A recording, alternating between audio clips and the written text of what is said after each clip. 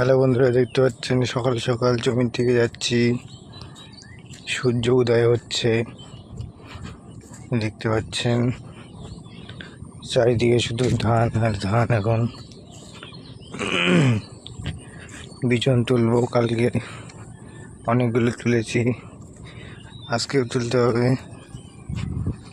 সকাল সকাল সূর্য উদয় দেখতে খুব ভালো লাগছে, খুব সুন্দর একটা মুহূর্ত।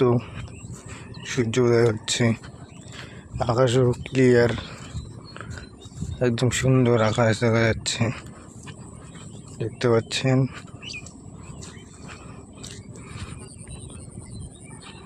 চারিদিকে শুধু ধান আর ধান।